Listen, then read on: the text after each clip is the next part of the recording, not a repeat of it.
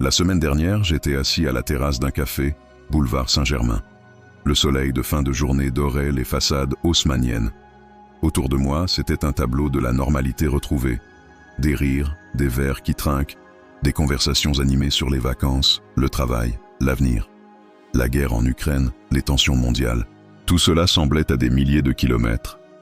Une autre réalité appartenant aux journaux télévisés. J'ai ressenti, comme tout le monde, une forme de soulagement. Le calme était revenu.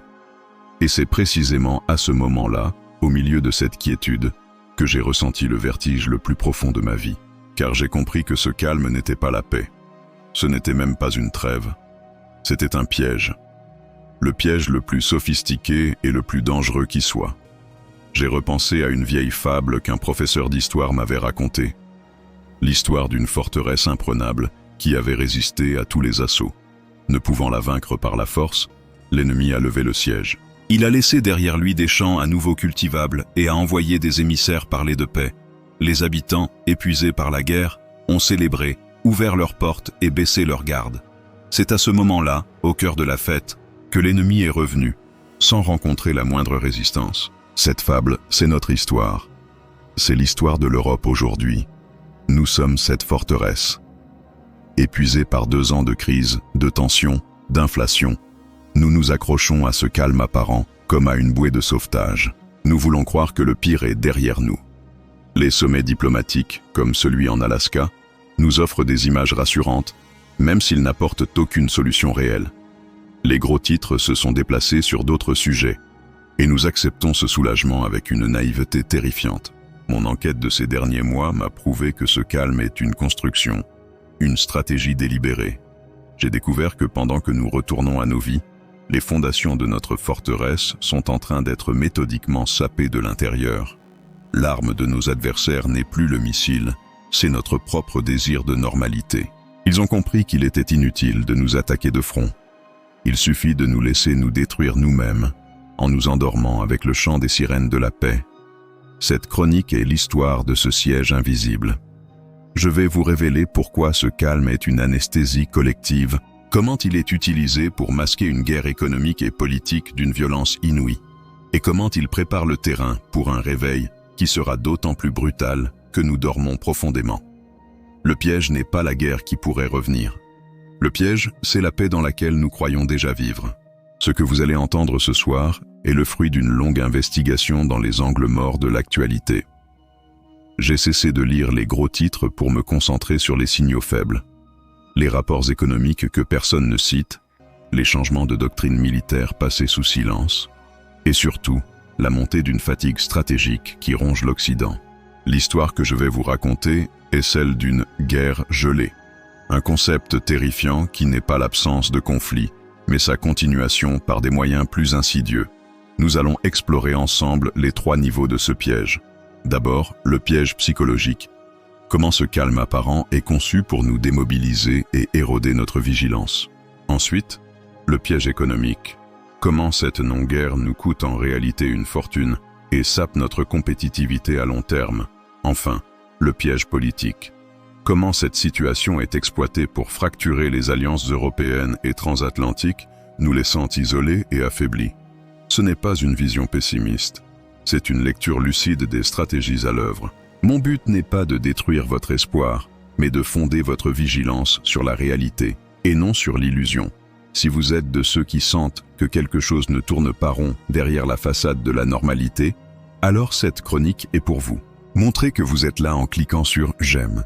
Et abonnez-vous pour ne pas manquer les prochaines révélations qui nous aideront à naviguer dans ce monde complexe. Et dites-moi dans les commentaires depuis quelle ville et quel pays vous m'écoutez. La lucidité est notre premier territoire à défendre. L'anesthésie collective. Le piège psychologique. Le premier et le plus puissant des pièges est celui qui est tendu à notre esprit.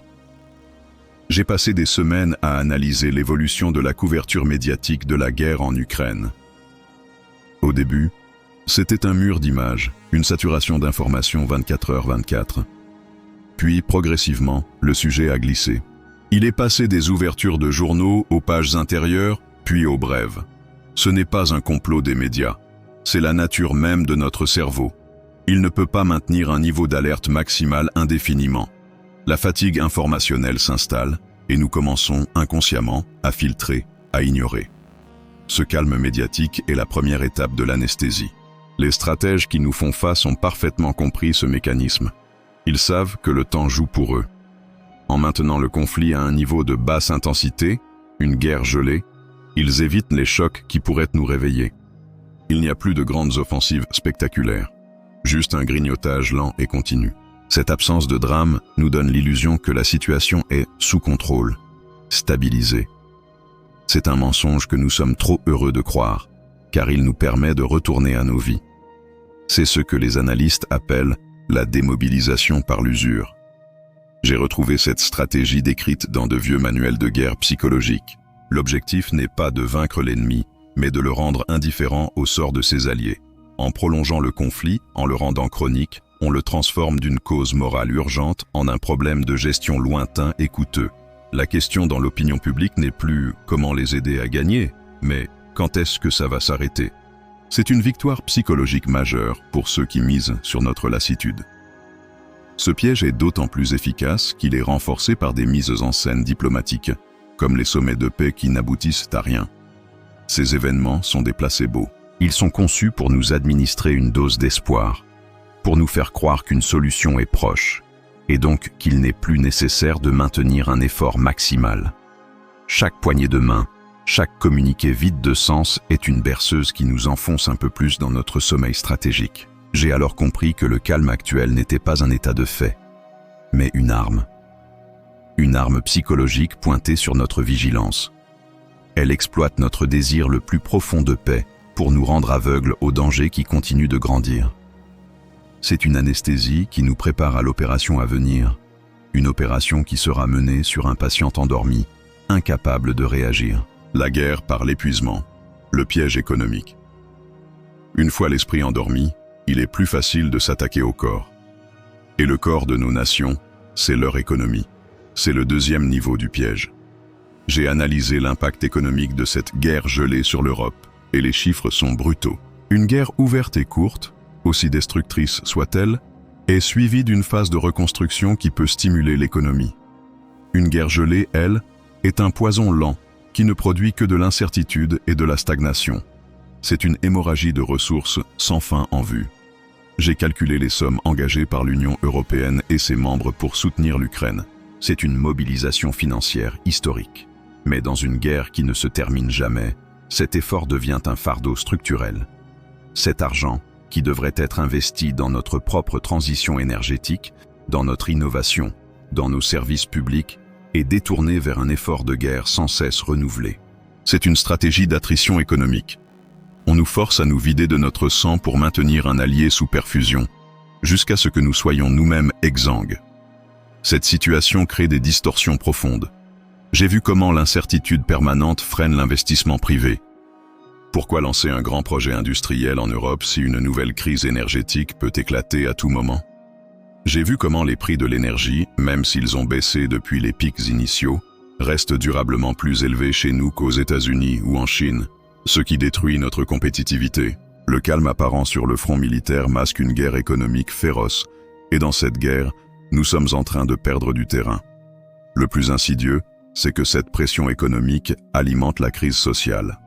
L'inflation, la stagnation, la nécessité de financer le réarmement, tout cela pèse sur les ménages et les entreprises. J'ai observé comment ce mécontentement est ensuite capté par des forces politiques qui proposent des solutions simplistes. L'abandon de l'Ukraine, la fin des sanctions, le repli national.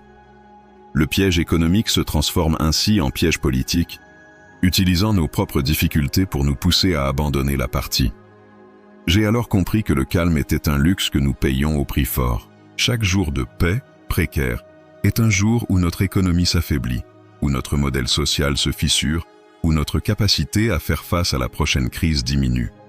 Le piège n'est pas de nous détruire par une attaque, mais de nous amener à un point d'épuisement tel que nous ne serons plus capables de nous défendre, ni économiquement, ni militairement.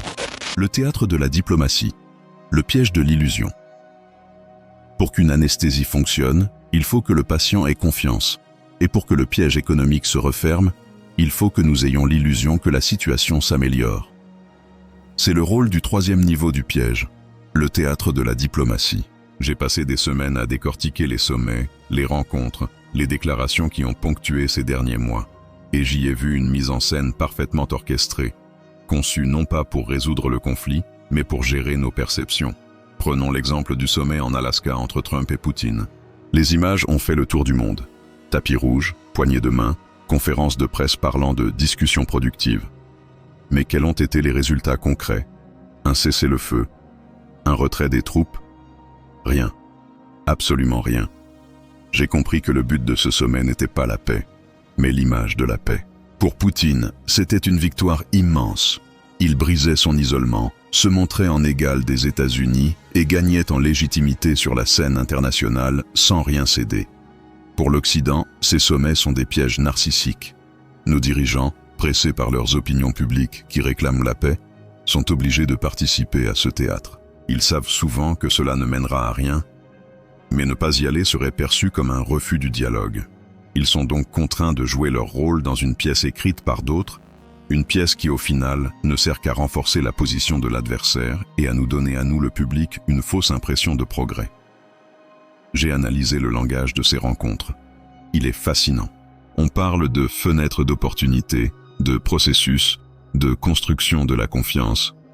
C'est un vocabulaire qui suggère le mouvement, l'avancée. Mais en réalité, c'est le langage de l'immobilisme. C'est une manière de prolonger l'état actuel des choses, cet état de guerre gelée, qui, comme nous l'avons vu, nous est si défavorable. Le théâtre diplomatique est la bande-son qui accompagne notre lent affaiblissement. J'ai alors compris que le plus grand danger de ce calme apparent, c'est qu'il est activement entretenu. Il n'est pas le fruit du hasard. Il est le produit d'une stratégie sophistiquée qui utilise nos propres mécanismes démocratiques et médiatiques contre nous. En nous vendant l'illusion que la paix est au coin de la rue, on nous empêche de prendre les mesures difficiles mais nécessaires pour nous préparer à une guerre longue. On nous maintient dans un état d'attente passive, alors que l'ennemi, lui, continue d'avancer ses pions dans l'ombre. La fracture silencieuse, le piège politique, l'anesthésie psychologique, l'épuisement économique et le théâtre diplomatique créent les conditions parfaites pour le quatrième niveau du piège, la fracture politique. Mon enquête m'a mené au cœur des divisions qui rongent l'Occident. J'ai réalisé que le calme actuel n'apaise pas les tensions, il les exacerbe en silence. Il donne à chaque pays le temps et l'espace pour que ses intérêts nationaux reprennent le dessus sur la solidarité collective. J'ai d'abord observé la fissure qui s'élargit au sein de l'Union européenne. Pour les pays de l'Est, en contact direct avec la menace, ce calme est perçu comme un sursis angoissant. Ils accélèrent leur réarmement et ne font confiance qu'à la protection de l'OTAN. Pour eux, toute discussion avec la Russie est une trahison. Mais pour d'autres pays, plus à l'ouest, la pression économique et la lassitude de l'opinion publique rendent l'idée d'un compromis de plus en plus acceptable. Le calme ne fait que renforcer ce dialogue de sourds, empêchant l'Europe de définir une stratégie commune claire. Puis, il y a la fracture transatlantique. Le retour possible de Donald Trump à la Maison-Blanche a jeté une ombre sur l'engagement américain. Son approche transactionnelle de la diplomatie, sa méfiance envers l'OTAN, tout cela est perçu par Moscou comme une opportunité en or. Le calme actuel permet à cette incertitude de grandir. L'Europe se retrouve paralysée, ne sachant pas si elle doit se préparer à faire face à la Russie avec les États-Unis ou seule. Cette ambiguïté est une victoire stratégique majeure pour ceux qui veulent affaiblir l'Alliance Atlantique. J'ai aussi vu comment ce calme ronge nos démocraties de l'intérieur. La guerre, lorsqu'elle est visible, crée un sentiment d'unité nationale, un effet de ralliement autour du drapeau. Mais une guerre gelée, avec ses conséquences économiques négatives et son absence de cause claire, fait l'inverse. Elle nourrit le cynisme, la méfiance envers les élites, et offre un terrain de jeu idéal pour la désinformation et les mouvements populistes qui accusent leur propre gouvernement d'être responsables de la situation. J'ai alors compris que le piège politique était la conséquence logique des autres. Le calme nous donne le luxe de nous diviser. Il nous permet de nous quereller sur la meilleure voie à suivre, alors que l'adversaire, lui, suit un plan unique et cohérent.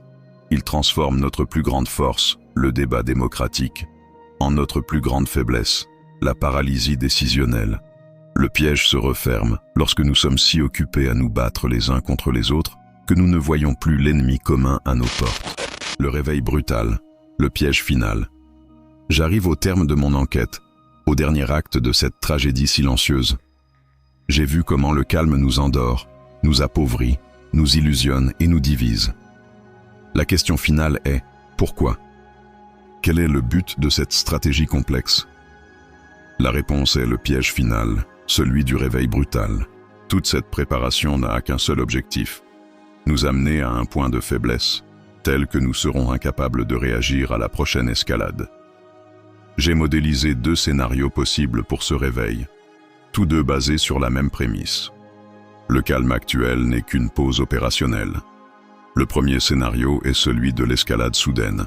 Après des mois, voire des années, de guerre gelée, alors que notre vigilance sera au plus bas et nos divisions au plus haut, une nouvelle offensive militaire est lancée. Mais cette fois, elle est fulgurante, massive, et peut-être sur un autre front pour créer un effet de surprise totale. Démobilisés psychologiquement, affaiblis économiquement, divisés politiquement, notre capacité de réponse sera lente, chaotique et inefficace. Le temps que nous parvenions à nous mettre d'accord, il sera trop tard. Le deuxième scénario est encore plus insidieux. C'est celui de l'effondrement par implosion. Il n'y a pas de nouvelle attaque militaire. La guerre gelée continue simplement. Mais l'hémorragie économique devient insoutenable. La crise sociale s'intensifie. Les gouvernements européens, discrédités, tombent les uns après les autres, remplacés par des régimes populistes qui choisissent de rompre les alliances. L'Union européenne et l'OTAN se délitent, non pas sous l'effet d'une attaque, mais de leur propre poids, de leur propre fatigue. La victoire de l'adversaire est alors totale, sans qu'il ait eu à tirer un seul coup de feu supplémentaire. J'ai compris que ces 2 scénarios ne sont pas exclusifs.